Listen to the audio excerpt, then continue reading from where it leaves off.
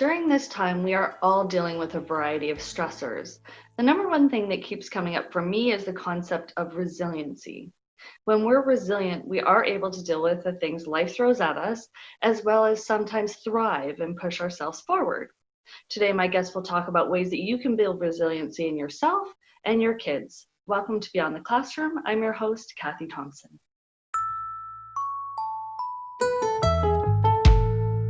My first guest today is Tamara Leniew. She is the owner of Beyond the Classroom, Hamilton Mountain, consultant assist and safe talk trainer, suicide prevention speaker, board member, community member, mom, and wife. Tamara has vast experience providing education on mental health to all types of caregivers. Welcome, Tamara. Thanks, Cathy. No problem. So today we're talking about resilience and building resiliency. And I know, from your wide background in mental health, that's a term that's always been brought up and something that we work towards. Can you tell us a little bit more about what resilience means? Well, by definition, resilience is about recovering and adjusting to getting through difficulties. And so in the mental health world, we often talk about it in terms of how can people cope through times that might be more challenging. Sometimes people equate it to, being tough or strong, but often I look at it in terms of how are you coping, and how are you adapting to what's going on.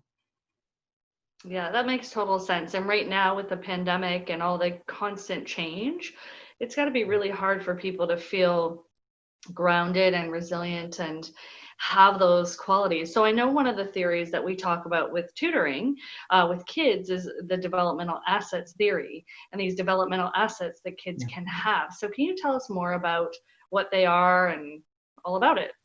Yeah.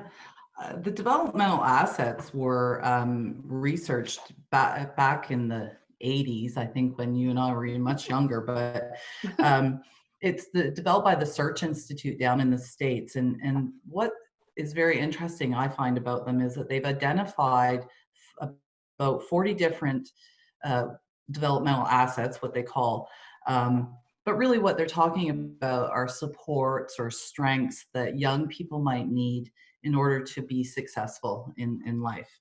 And they sort of break them into half and half. Half are sort of like relationships or opportunities that we can look at for the kids.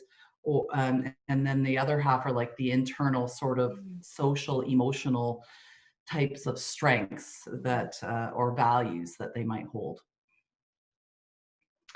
Yeah, and so there's about 20 of each assets, and each kind of like internal and external. So I wonder about Yeah, that's how I look at it. Yeah, the external or internal. So I'm just thinking about what you said. You made a point about that social connection piece, and I think right now kids must feel that impact, right? Like we want to strengthen those assets around connection, but it's so hard to connect these days, right? I know. Yeah. It is. It's such a challenge. I mean, balancing your mental health always is a challenge. And I think that this is a time where that continuum that we sort of use to describe mental health is definitely being outbalanced by the good stuff. So what you might notice is that some people are sort of adapting and adjusting and coping all right, or even very well, and others who are struggling. And it's so individual and it's so different, but it is about that overall theme of connection, I find, especially when we look at our family units. People are being quarantined together and being challenged probably daily on some of your own internal strengths. So we can look to the developmental assets as guidelines, perhaps, in terms of what we can do to help build that overall connection in our families. Yeah, I think that's great. And it's so there's some people that are really isolated, and so it must be hard. I mean, connecting online is one thing, but actually being near a person, it goes so much further, right? That connection piece and that mental health piece. Are there other ways that the developmental assets relates to our mental health? Are there other things that people can pull out of that to really help themselves or their kids? Yeah, what I really like about the Search Institute, who founded these developmental assets, is that on their webpage, and I'm assuming that you're going to post that, they have amazing resources for families, and one that I'm going to just mention in terms of building on that connection, because that's something that we value at Beyond the Classroom as well. And so those healthy, strong family relations that we what we strive for really don't just come naturally. These are things that we need to work on. Mm, And so some suggestions, as a parent, you want to express care to your kids. It's mm, not always easy, and sometimes you forget. And so being dependable and listening and focusing on them when they're talking to you. I've been reminded of this myself over the last couple of weeks. Put the phone down and listen to me, mom. Um, Even just by believing in them and encouraging them, sharing some humor and laughter are really things that can help gel that connection and start mm, building on that right in your home. I know with the developmental assets as well, is they do break them into different age categories. mm, And so when we look at, as the kids are growing older, we need to adjust as parents as well in terms of how we provide this connection. Like when they're little, you can snuggle and read a book with them. When they're teenagers, they don't want to talk to you. So we have to sort of balance out where we're respecting their privacy and sort of trusting that they can have input into some of what we want to do in life, and trusting them and supporting them, that and finding a way that you can spend time together mm, can really help boost that mental health connection. Like they anything that I looked into really focused on that physical part, right? Like go for a walk. I know my oldest daughter, who's been home from university, she that's what we do on a regular basis, mm, and we're connecting on a whole different level now. mm. um, and also maintaining some sort of structure in your life. Yeah. It's easy to slip off and let the kids sleep all day because they're not bothering you. But having some sort of weekly goal list and daily task Mm, list, so that sense of accomplishment is key for mm, helping with mental health uh, resiliency, in my opinion. mhm, Even family traditions. Some families are really good. They have a Monday movie night or something like that. mm. So there's lots of great ideas out there. It's finding what fits best for you and your kids and your family. Mm. Yeah, those points that you made are great in terms of around that scheduling piece, around going for walks and connecting in that way. And I think that, with your kids or just on your own as an adult, trying to cope and build that resiliency in yourself, those points are really valid too. Like have your own schedule, Yeah. have some sort of rituals, even with yourself. Like, okay, Monday night, I'm going to take the night off of work. I'm just going to relax. I'm going to chill out, watch a movie. Just having those pieces to encourage your kids to do, and those family pieces, but also as adults, we need to remember, we have to have our own resiliency. We have to build those assets in ourselves sometimes too. Kathy, we've always used the analogy of the oxygen mask in the Mhm. airplanes with mental health. It's so true. You can't help the rest of your family if you're not taking care of yourself. And so that was sort of going to be my final word to everyone, is to really, as parents, always remember to be kind to yourself. This is a Mm, hard time. Get help, get some outside help to help make things easier and take care of yourself, because I learned a lot preparing for this mm, interview, even for myself. It just reminders of what you can do better, what works for you, mm. and being okay with allowing yourself to fail sometimes, because I think we're all being challenged differently during this quarantine. Yeah. Yeah, Yeah. absolutely, we are being challenged, and that's why I thought, this resilience piece, it impacts our mental health. It can really positively allow us to cope, as you were saying. And so were there a couple of things that stood out for you? You said when you were doing the research and some things that you want to reflect on yourselves. Is there Mhm. anything in that area that you want to share? Just in terms of the things that we can do as parents, right? Like, really about my daughter, we had quite the laugh the other night about apparently I was scowling and looking at my phone and not listening to her because she just wanted to walk up and start talking to me and I was supposed to listen. And Right. so, part of you thinks, well, okay. But really, honestly, I was just playing a game and she caught me.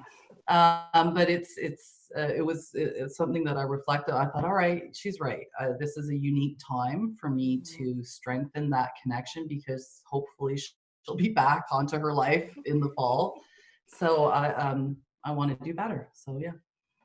Yeah, that's really cool about that. How she sort of caught you, and you're doing, because as teens they sort of float around and do their own thing and are involved with their own stuff. So Yeah. you're sort of parallel and not really interacting half the time, right? It's just the nature of the Yes. beast kind of thing.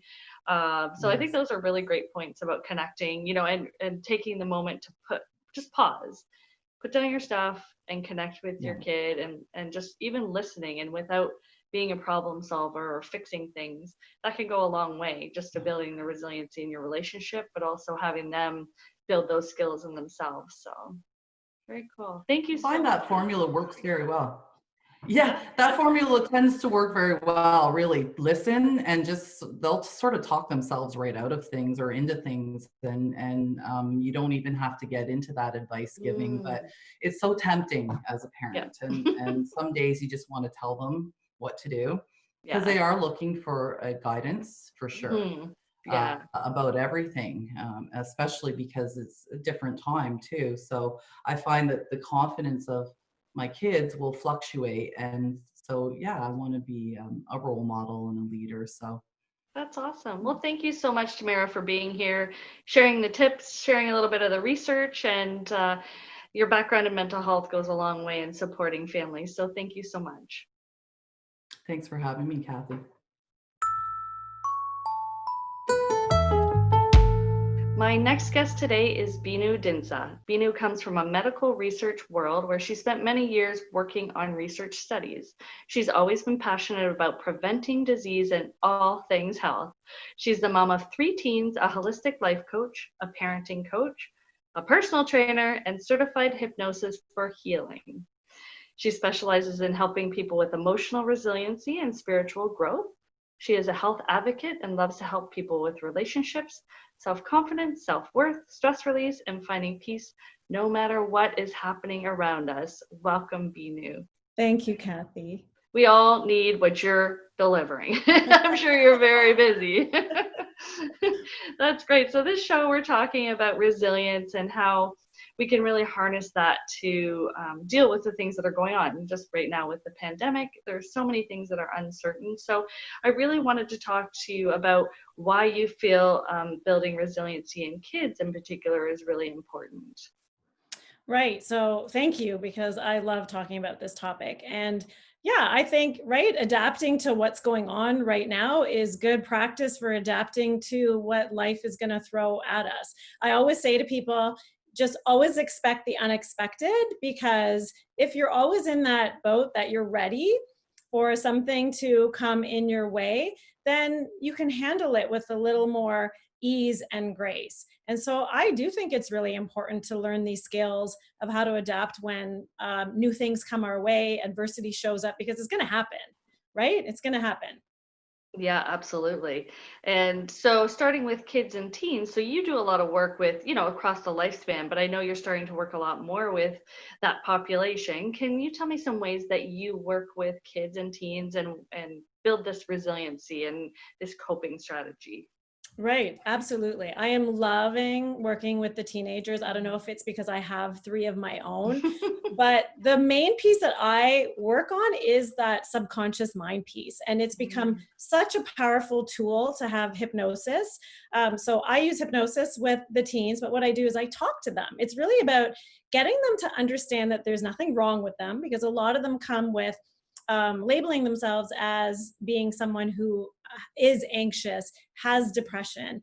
And one of the first things I get them to do is just not to label themselves. So just word choice, right? So it's like, instead of saying I am anxious, I change it to I am feeling anxious feelings. I am feeling sad. And I find just giving them those tools that they know they have the power in their own brain to change those thoughts in the moment is so powerful. So it takes some time, but their brains are sponges. Their subconscious mind is a sponge. So I'm finding a couple sessions with teens and they're shifting. It's incredible to watch from my seat over here or on the other side of the video. The other thing that I do with them is helping them really understand what getting present means, because a lot of them don't know. And that's been a big learning of just getting them to be in the now, right? Because a lot of them are worrying about the future, worrying what's happened in the past, and they stay there. And so just getting them to really foster what makes them feel good, and that can get them in the present. So I just try to relate to what they like. The boys, it's a sport thing sometimes, music. The girls, it's like talking to their friends, walking in nature. But it's like just getting them to do more that feels good is actually a way to build that resiliency inside of them. Yes, great tips there in terms of, connecting with what they really love to do. And so that will keep you present. And I did read something where, looking at your five senses to get back to the present. So, what are you smelling right now? What are you seeing right now? What are you touching right now? And having that sort of to bring you back and ground you in times of stress. I'm sure you have that Absolutely. too. Yeah. And actually, it's funny. I was just talking to somebody, one of my clients last week, about just go for a walk in nature. And right now, with the skies being quiet, with the roads being quiet, the birds are so loud. And so that's all I'm getting them to do is just notice, just listen to that bird, just notice the wind in the trees. It's so true. Just to get them present. It's almost like they just need somebody to tell them this is a tool, try this, and then they see how it shifts them. Right. And then it's also those limiting beliefs. I was just thinking about that, stuck emotions and limiting beliefs. And that's where the hypnosis piece comes from. But I can tap into them and start switching those beliefs, because a lot of the beliefs come from when we were younger, us, even for them. 99.9% of people, something happened in our childhood. Parent, a teacher, a bully, or somebody said something to us, and it's imprinted this negative voice in our head. And getting them to see that when it happened, connecting the dots, and then helping them change that belief is huge. So that also gives them that resiliency and that strength inside to change their thoughts. Yeah, and to sort of rewire what's already happened, to sort of look at it from a different perspective maybe, and build on it and move forward from it, like you're saying. And so you talked about using hypnosis as a tool, and so far on the show we haven't talked about that at all. So can you tell me a little bit about that and how you use it? And I'm curious how you do it remotely right now. Yeah, so it's all been new territory for me as well, right? So hypnosis, how I truly explain it is it's meditation. With most people have experienced meditation.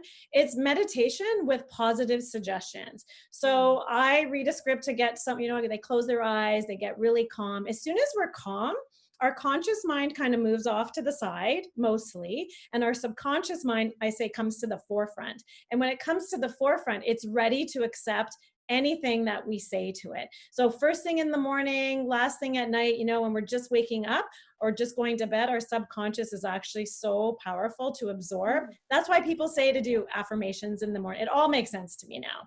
But that's truly what it is. So whether I feed confidence back to somebody who is feeling lack of confidence, or feeding calm and peaceful type of words back to somebody who's got high stress, it's really, really powerful what we can do with hypnosis. But that's truly the nutshell of it all. It's quieting their mind and then saying positive things back to them. So then I teach them how to do it on their own, because it's not about me just like having them come over and over again. but the video is actually working really well. When the pandemic started, I really wasn't sure. So I just gave it a try with a few clients, and it's worked really well. I don't think the screen has been any impact at all for us. If anything, people are having the experience in their own home, on their bed, in their comfy chair, in their special room. I'm actually feeling it's become more powerful this way. Yeah, I could see that actually, right? Because then you're not rushing somewhere, you're not in an unfamiliar environment, you're just connecting with yourself at home. And so do you do hypnosis with older cohorts as well, or just the youth and teens at this point? Yeah, no. You know, how I started my coaching business was with people my age, 40s and 50s. And so I think the oldest woman I've had is in her 70s, right? And the youngest has probably been 9. Okay. Yeah, so large age range. And I think hypnosis is gaining more popularity as a valid way to connect inward, whereas before it was like, oh, just those stage productions, Yes. right? So I think there's more socially acceptance around that. That's really cool. And I know you have a strong background in nutrition as well as physical fitness. Can you tell us more about how those pieces intertwine into our resiliency as well? Right. So, you know, what's coming up for me is most that whole idea of just do more that feels good, right? Physical exercise, as we all know, produces those endorphins within us. So when people have those endorphins, the feel good hormones, then they're more propelled to do more of that. So when they do more that feels good, it almost like moves over that side of the pieces that are not feeling good, the anxiety, the depression, the sadness, and it brings up those happy hormones. And food can do this too, right? Like if we're not eating, like I always say to people, if you eat 80 to 90% of the time healthy foods, you're going to feel good. But we know that when we have those chips at night or those too much, you know, Halloween chocolate, our gut doesn't feel good, our body doesn't feel good, we lose energy. And so that has a big effect of just getting up off the sofa and wanting to do something. Yeah, I think that would go a long way with the issue of motivation that we're seeing as a repetitive thread in these shows is, that the idea of motivation. So it sounds like, some of the not so good foods don't help with the motivation, but then getting outside and wanting to do more of what feels good and moving our bodies, that could really help spur on that motivation, get us grounded, get us feeling good and being able to deal with stress. Yeah. Absolutely. And so, as we're wrapping up here, can you share some resources that you would provide to some of your teens or parents in and around these topics? Yeah, absolutely. So the 2 books that come top of mind for me, it was that book by Barbara Coloroso called Kids Are Worth It that I think I read before I had my first child 18 years ago.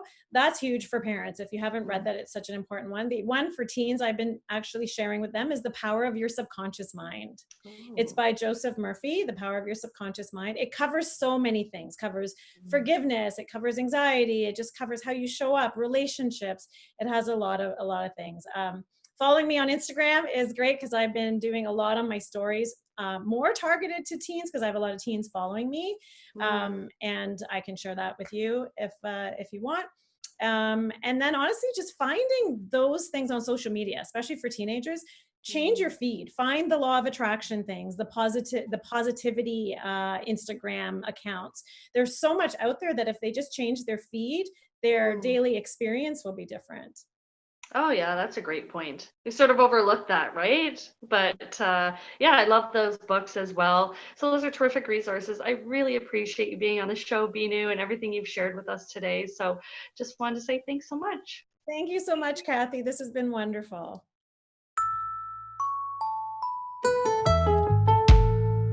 I want to thank my guests today for all of their insight and knowledge around building resiliency in ourselves and our kids. It's really important for us to check in with our mental health and understand the coping strategies that we can access in order to feel really good about the things life throws at us. For more information and resources about today's show, visit beyondtheclassroom.ca. Thanks for watching.